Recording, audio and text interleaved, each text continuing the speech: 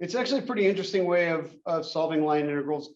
I'm not going to go into the proof, but you can find a proof in the textbook if you want to check it out. So here's what Green's theorem says.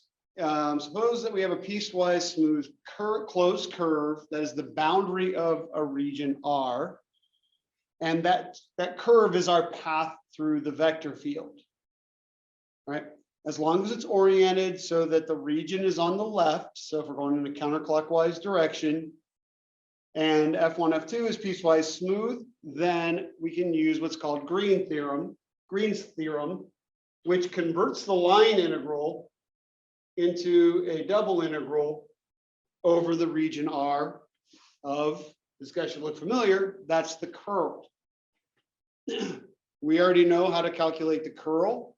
We already know how to do double integrals. So this is actually taking two things that we've already done and putting them together. That's all this is doing.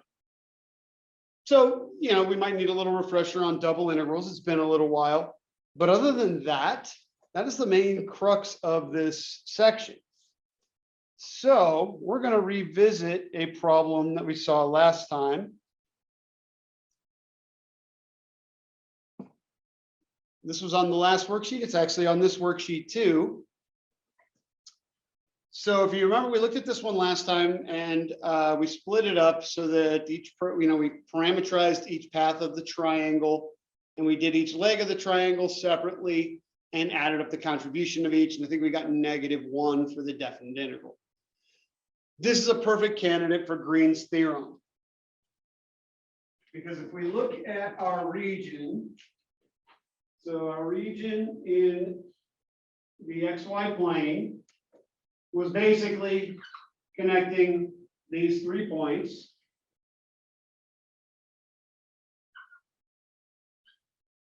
Like so. And we went in the order that the points were listed, which is this direction. So what Green's theorem says is, because we have a closed path, it makes a region inside it. So that would be our region of integration. So this is our region inside this triangle. Now, Green's theorem specifically does say that it has to be traversed in a direction so that the region is always on the left. It's not a big deal. If we were going the opposite direction, we would get the same magnitude, but the opposite sign.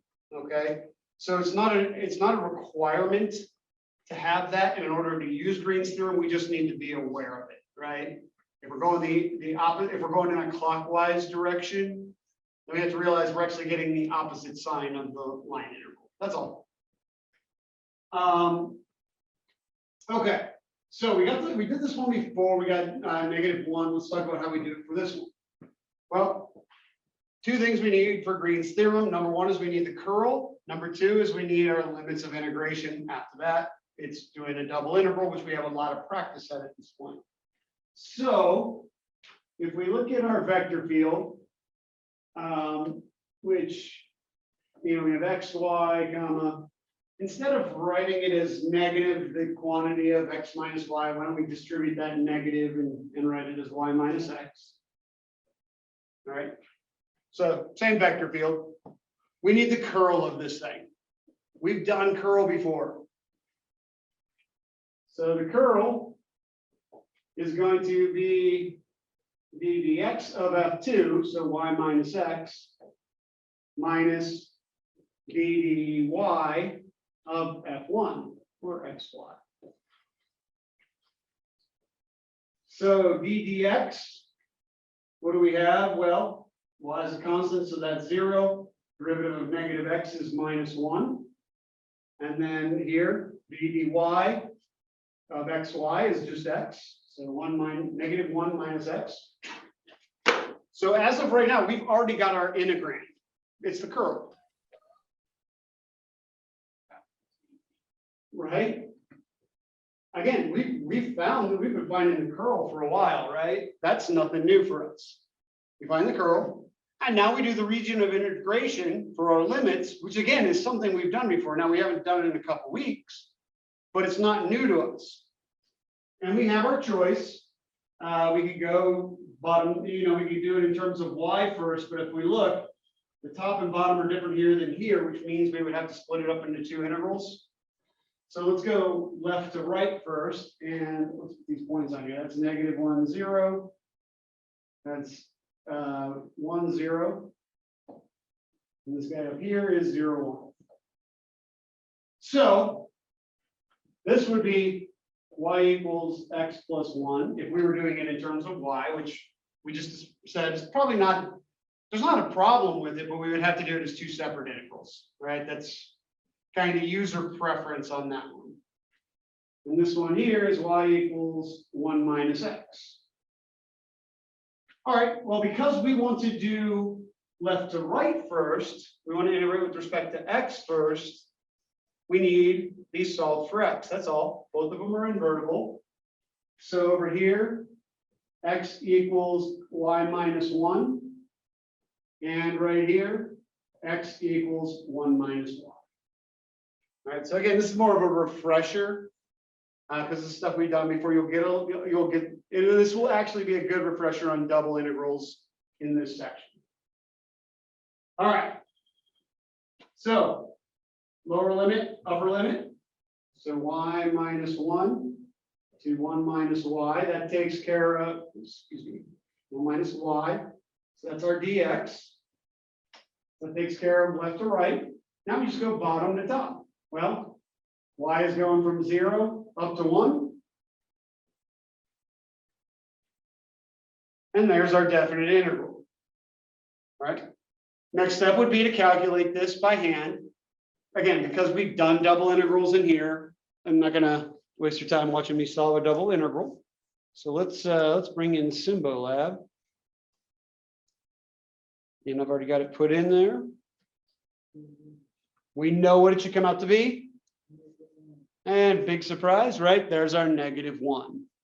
That's how Green's theorem works. It's another way of solving line integrals. Now, just a couple things I want to point out with Green's theorem. Number one, like we already said, it is not absolutely necessary to go in this counterclockwise direction. If we're going the opposite direction, it means we're just getting the opposite sign. So whatever we would get. So in other words, like if this had been going the opposite direction and we got -1, the line integral would actually be +1. Okay. The other thing I want to mention about Green's theorem is it does say it has to be a closed region in order for Green's theorem to work. Let's say you don't have a closed region. Okay. For example, I'm just kind of making this up, but let's take even just this one. Let's just say all we had was these two legs of the triangle. We had this guy and this guy. So we're starting here and ending here. And let's say we still say, hey, Green's theorem is still probably going to be easier.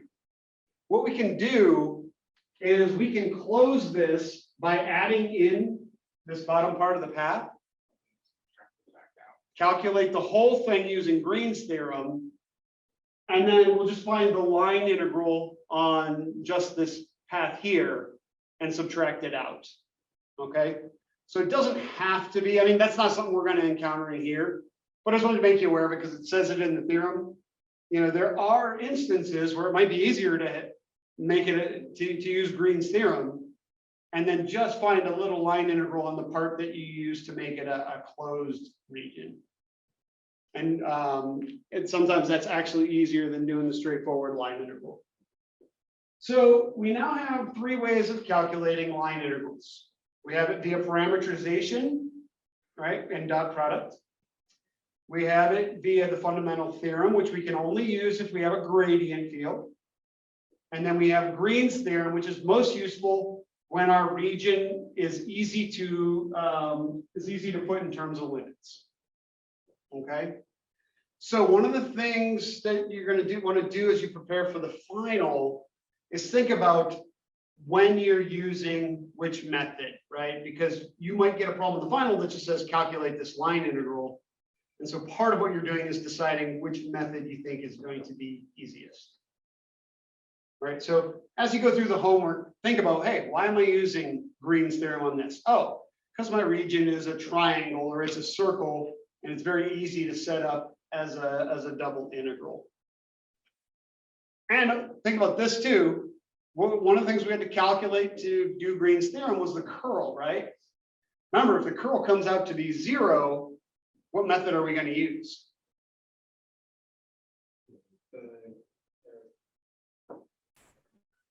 If the curl comes out to be 0, what do we know about our vector field? It's conservative, therefore it's a gradient field, therefore there is a potential function, therefore we can use the fundamental theorem of line integrals. So then, since finding the curl is actually part of doing this one, if we get a 0 curl, we know we can use the fundamental theorem of line integrals. Furthermore, if we get a 0 curl and we have a closed path, we know the answer is already 0 because we're starting where we're ending, which by the fundamental theorem of line integrals says is 0. Just kind of bringing all 3 sections together.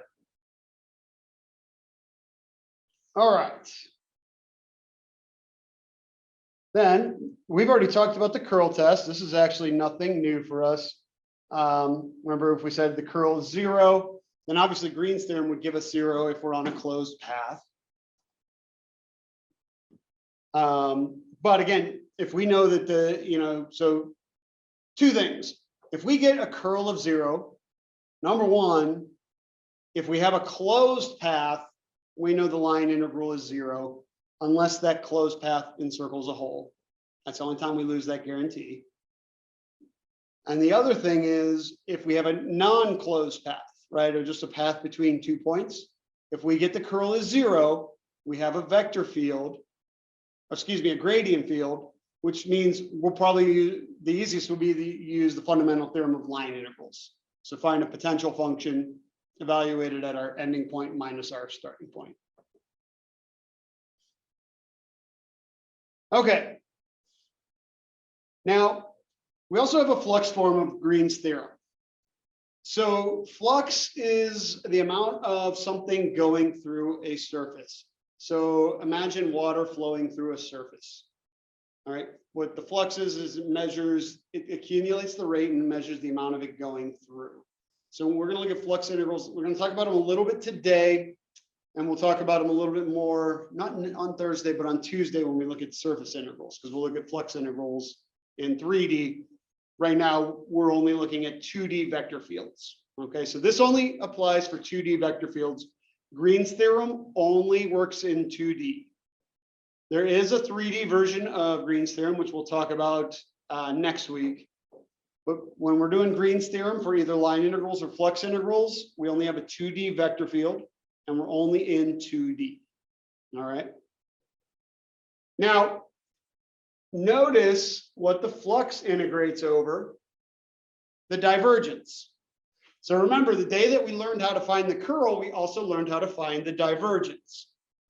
So the flux and the curl are kind of like cousins, right? They're very closely related. What they do is they both use the vector field, except with curl, what we're doing is we're looking at how much of our vector, with a line integral basically, what we're looking at is how much of our vector field is going with or against our path of motion. So we look at the pieces that are tangent to our motion. With flux, we're looking at what's going through the surface. So we're taking the pieces that are normal to the path of motion. This is the only difference between the two. And so we use the curl for Green's theorem when we want the line integral. We use the divergence for Green's theorem when we use the flux integral. Other than that, it's the same thing. So if we wanted to do the flux integral for our example right here, and I'll do it in, let's do it in blue. So if we wanted to do the flux integral, our limits would be exactly the same. The only difference is what goes in here is now we're using the flux. So remember that the flux is the straightforward one. So ddx of this guy. So we got y plus d dy of this guy. So y plus 1, and we're doing the same order, so dx, dy. There's the flux integral. So they're very, very closely related because they're measuring slightly different things on the exact same path, right? One of them is using tangents, the other one's using normal vectors. That's the only difference. So I'm not going to bore you with an example of flux integral because it's basically the same thing. You know how to find flux. You know how to do double integrals. Like I said, I think you're going to really fly through this stuff. So again, a flux integral measures the flow across our path, right? Like I said, we'll be doing it with surfaces next week, which is a little bit easier for us to picture, right? Water flowing through a surface or some kind of liquid or gas going through a surface. The flux is measuring the amount of that. So we're using the normal parts. So we have two new guys today. Sorry, the symbol isn't showing up right on the, that's supposed to be a circle. It's right there. For some reason, they're not showing up nicely for me. It's a symbol that you see on a line integral because what it's talking about is the closed path. So I'll show you what it should look like on the board here. Yeah. Oh, there's the tracer. Let's see. Yeah, we'll keep that. It's, just so you can see what it should look like. So let's do. So for curl, it's supposed to be a circle right there because what we're looking at is a closed path on C. And I want to also talk about this notation right here. Right here it is for curl. Now here's something that's interesting, and I want to parse this out because first thing you probably notice is, hey, it's a plus here, minus there, plus here. Why? Okay, so let's talk about that. All right, so we know to do a line integral, we do f dot dr because we're doing the parts that are tangent. Okay, so what are we doing then? Well, we're taking the two pieces, the two components of our vector field, and you'll see that like our book uses this notation M and N, you'll see that online. M just represents F1 and just that represents F2 with our parameterization in there. So what's happening is we're taking M, N, and dotting it with dx, dy. All right. And doing that dot product is where we get the, oops, put that in there, is where we get the m dx plus n dy, which again, for Green's theorem, ends up being the double integral of the curl, because it's the curl, that's why it's the subtraction. All right, now for the flux, why is it that we get a minus in there? This is actually pretty cool. So now we're doing the vector field dotted with the normal vector. So f dot the normal. So when we're doing this, we're doing mn again. I mean, it's the same exact vector field, but we're dotting it with the normal vector. Now, how do we get the normal vector? We flip these, dy, dx, excuse me, not dy, dx, dy, comma, negative dx. That's the normal. Now, we're going to relate this back to something you have done before. What do you know about the slopes of perpendicular lines?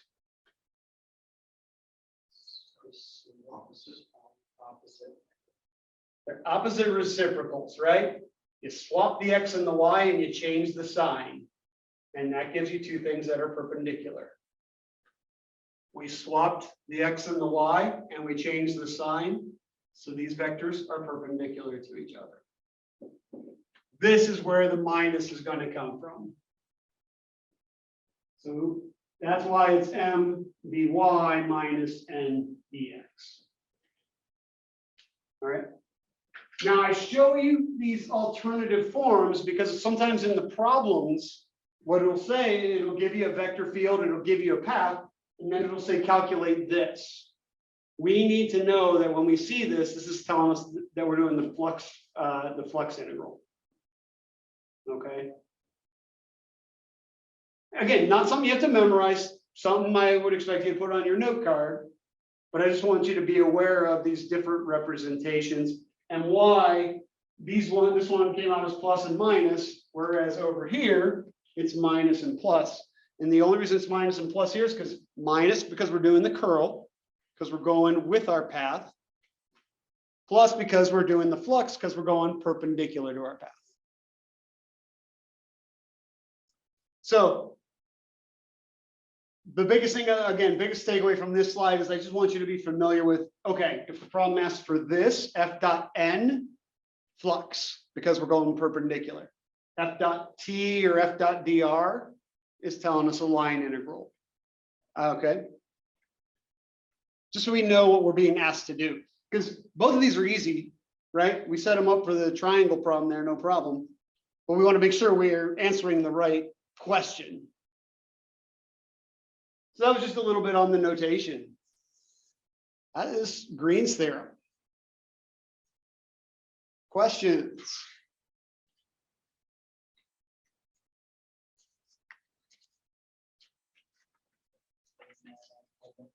What's that? Pretty much. So for the worksheet, I think we can get all of them done because we've already done 1A. So there's only a few other problems. Same thing for you guys at home. I think we can knock this whole worksheet out for some good practice. Yeah.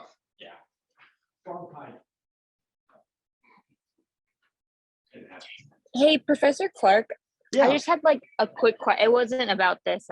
It was kind of just about the take-home problems. Are the only take-home problems going to be the module 14 ones? Are we not doing a module 15 take-home problems? Because I didn't see them anywhere. I just wanted to confirm that. They're up. They're going to be up tonight. Okay, awesome. That's what I figured. I just wanted to like confirm, right? Okay, perfect. Yep. Thank you. No problem.